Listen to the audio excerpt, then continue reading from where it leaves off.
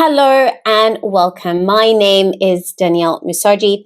Everyone calls me Danny. I am a senior social worker as well as having the privilege of being the director of Arise.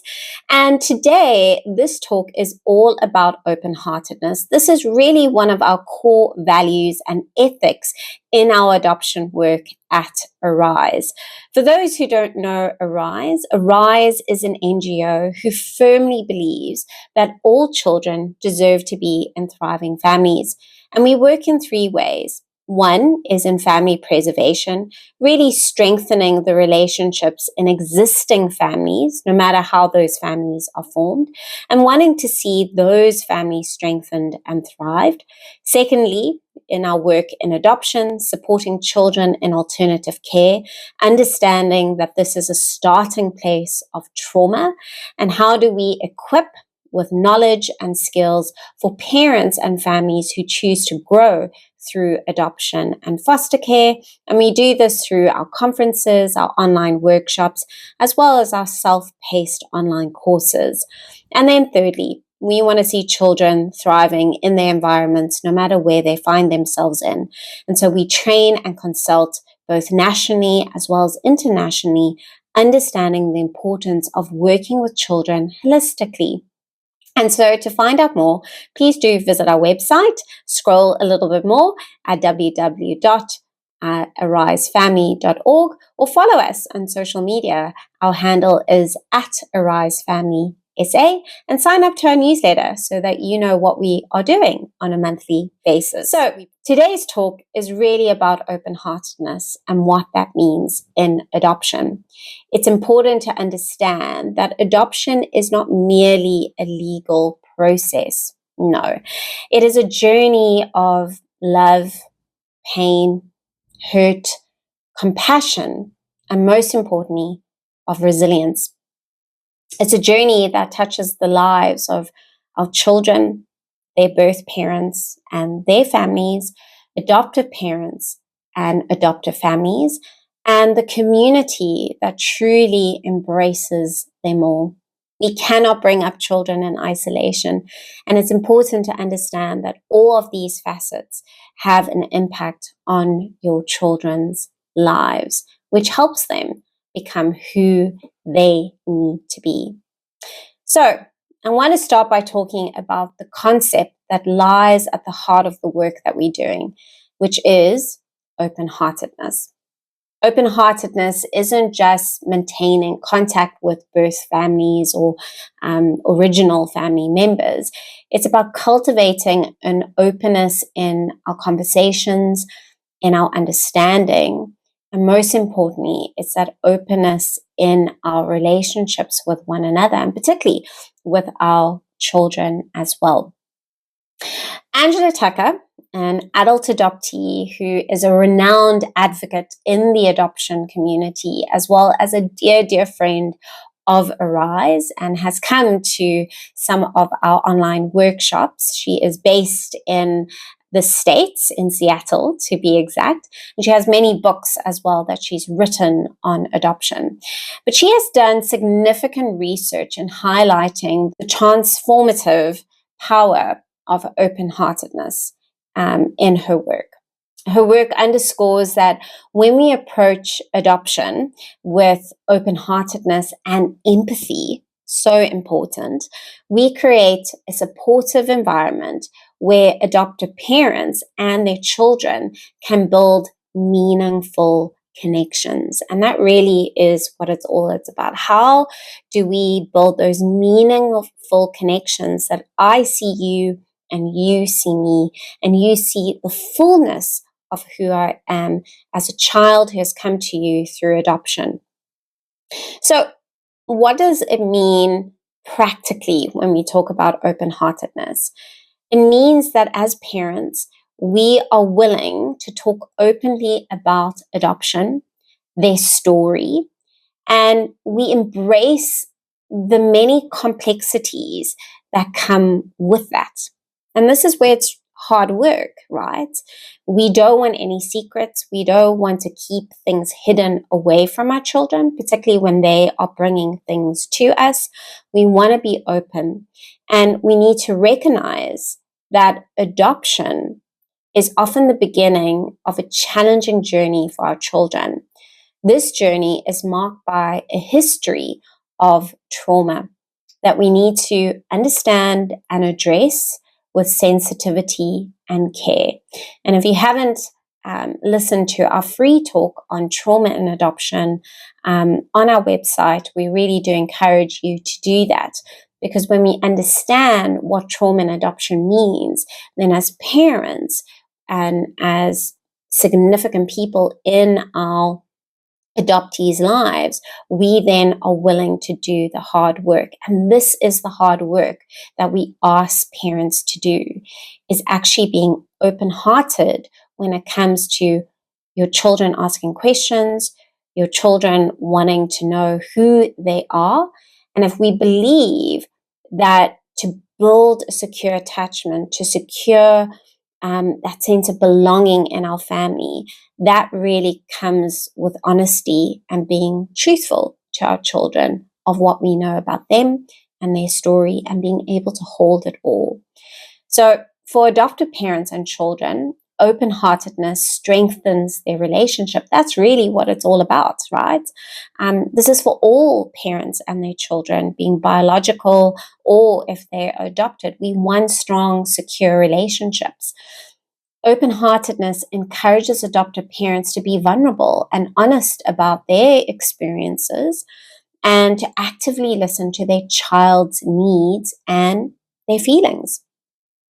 And this openness fosters trust, and it helps children feel seen and valued.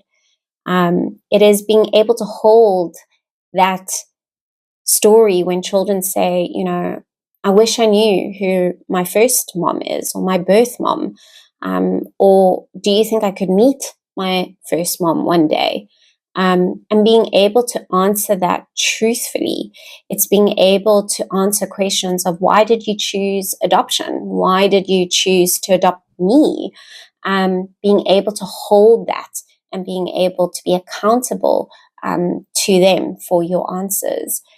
Open-heartedness in terms for children is vital because it impacts your child's identity and their self-esteem, so how they view themselves, how they feel about themselves. And so being open-hearted means acknowledging and validating their adoption story.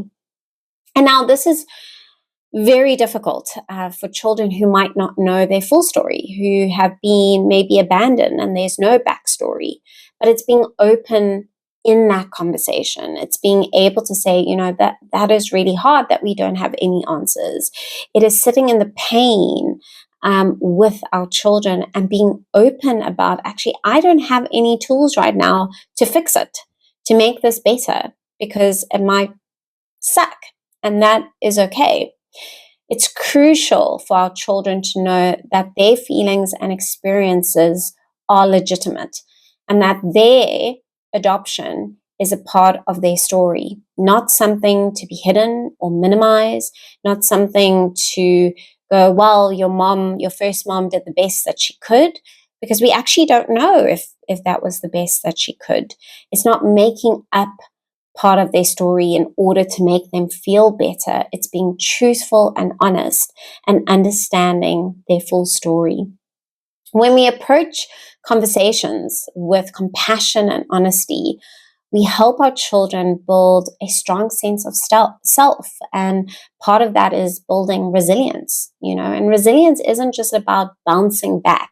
It's about persevering. It's about when the hard things happen, when you have those hard things that are happening to you, you can still persevere through it as well. And they cannot do that if we are trying to package their story with unicorns and rainbows and not look at the hardness of the story.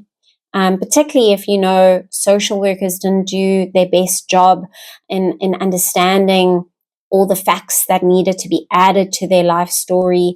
It's all of those things that we need to be open and honest with our children. And it's important to realize we need to be age appropriate. So we're not going to give all the information in a way that hinders your relationship or that they don't understand, but that we are age appropriate when we're answering these questions and that we are sharing more parts of our child's story, right? It is so easy to listen to a child, as they express their pain and their frustration and say, but I love you. And as adopted parents, we need to sit in that discomfort of the pain of adoption, knowing that we cannot take that away, but we can be there for them. And this is explored a lot in our grief and loss talk in adoption. If you haven't done our looking in, or if you haven't been to our adoption conference yet. So, it's sitting in that pain with our child, knowing that not a lot is going to take away from their trauma, and being honest with them in their feelings and how they're feeling. We need to understand that adoption is fundamentally a starting place of trauma. And so for children who are adopted, they carry many wounds from their early year experiences. And it is our role to help them heal. And open-heartedness really involves recognizing these challenges and providing a safe space for our children to express and work through their emotions and their stories and how they feel about their story, how they feel about being adopted. This is easier said than done because we want to fix everything, right? As parents, we don't want to see our children in pain.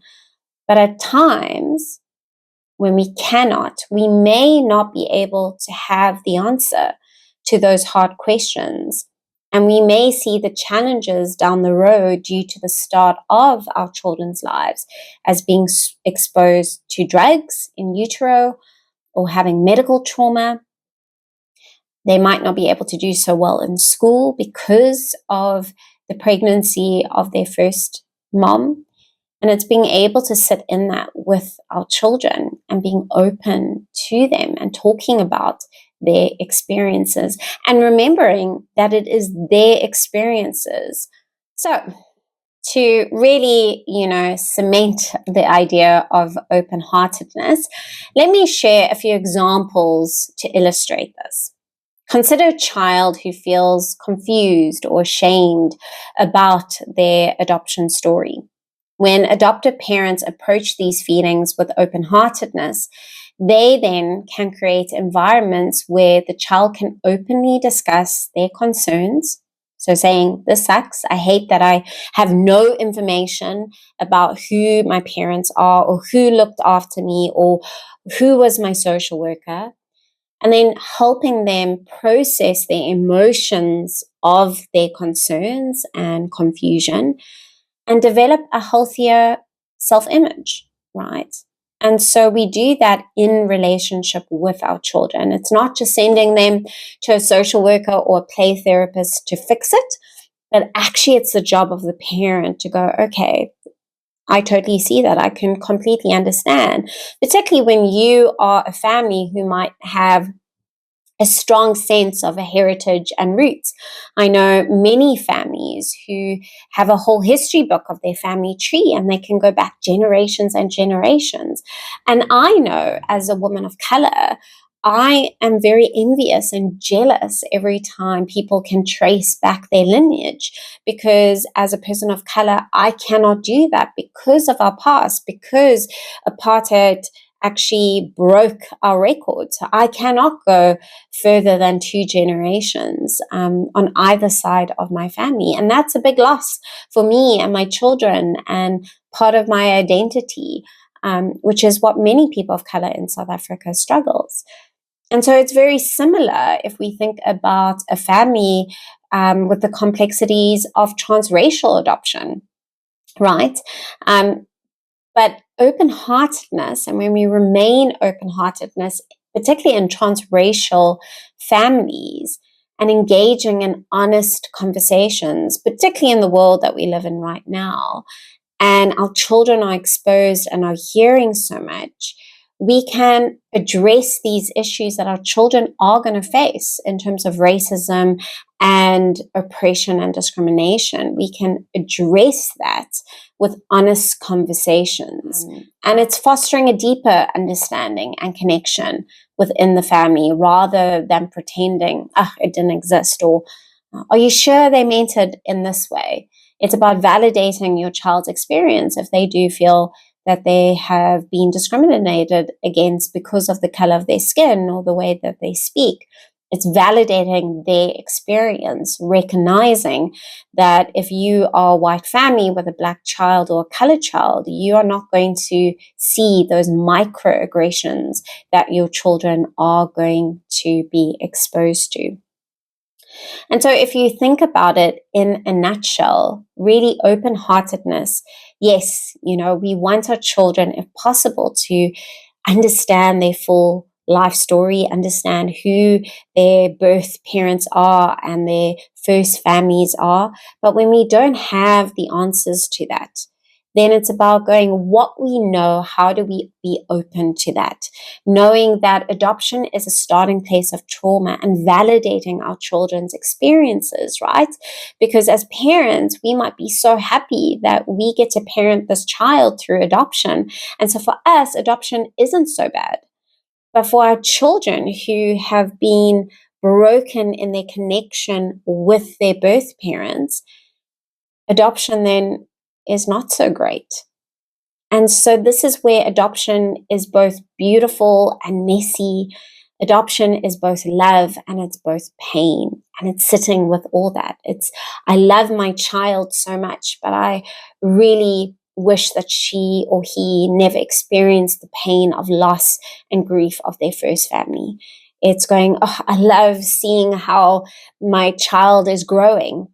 But at the same time, I hate that we don't know where his musical talents come from or his athletic abilities are coming from.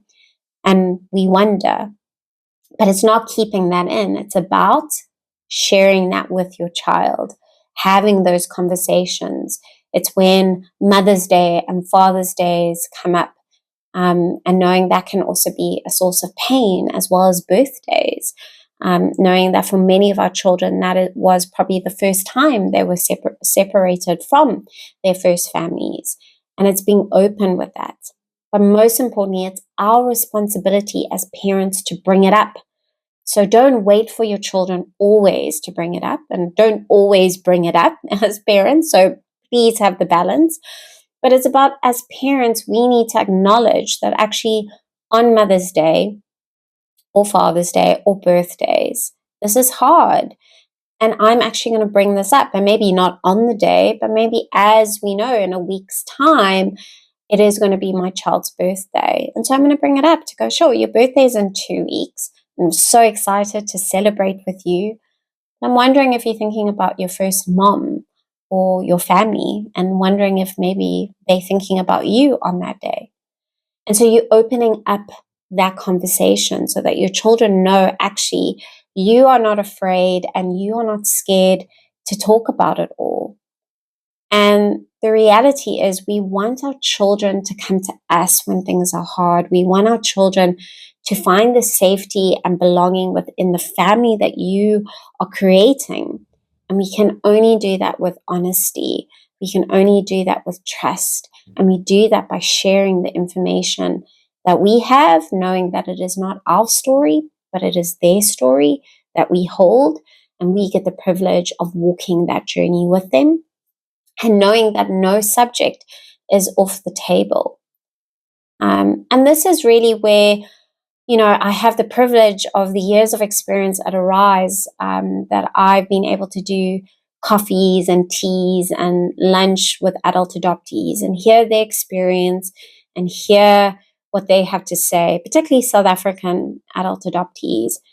And I would say many of them understand the nuances of adoption, but many of them wish that adoption didn't have to happen to them because of that missing roots. And the trauma really for our kids is not only, yes, the separation, but it's also how they've been parented in adoption that can cause the next trauma for them. knowing that actually, our children sometimes wants to protect us. They don't want to see us hurt. And so they keep what they are feeling inside. And so if you are not willing to bring it on the table and say, actually, I'm thinking about your birth mom today, or, this was the day that we collected you from Auntie Sally's house at the safety care, and I'm wondering about her, and have you thought about this? Do you want to go visit them? You need to be able to really be open in all that experience, and then the hard conversations that come with it.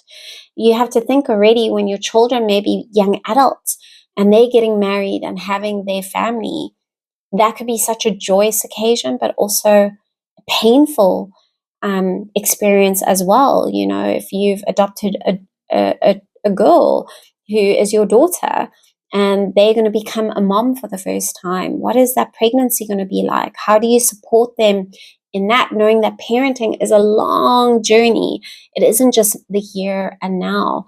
It's about your son who becomes a father one day, and their connection and their attachment to their children as well. And it starts with you. So as we talk about open-heartedness, and you can understand why we are passionate about it, why this is a core value, what I would love to do is let's together commit to this journey as parents, be it adoptive parents, be it foster care parents. Let's commit to this journey with open hearts, knowing in doing so, we are making a profound difference in the lives of the children we serve, that we look after, that we love, that we journeying with. And keep pushing forward, keep learning, and keep loving. Don't wait for the crisis to happen. Because in the end, when we do this hard work, it is in the children's best interest that we then strive to create a world where they are truly seen and heard and loved for who they are. And that means the good and the bad and the ugly and the painful parts of who they are. And that is when children really do thrive. So, as we end, you might have been a prospective adoptive family hearing this talk and go, sure, I'm not sure I can do this. And you in the adoption process, I want you to know that that's okay. It's okay sometimes to pause, because if you can imagine, adoption isn't just adopting the child, it's about doing the work. And that's the hardest thing of being a parent. And this is for biological children as well. If you have more questions, please do email us as well. If you are seasoned adoptive parents and go, sure, I have not done this at all, it is never too late to start. It's never too late to put the conversation on the table, knowing that actually that is in the best interest of our children. And remember, this is a journey. Parenting is a journey. We are developing as people and we are learning. And together we can be the parents that our children so deserve. I hope this talk was valuable to you. I hope there was some good nuggets of wisdom as you put it in your toolbox as parents and use it. We encourage you, if you are sitting confused, if you are needing more help, please do email us. You can email us at training@arisefamily.org. And you can ask to speak to myself, Danny, or Robin Jacobs, our clinical psychologist, or Alexa Russell Matthews, our senior social worker. If you'd like to really talk to us a little bit more about what this means for you and your relationship. And if you too have any questions as you are journeying towards making better and stronger relationships with you and your child. And with that, until next time, I want to say thank you for listening to this.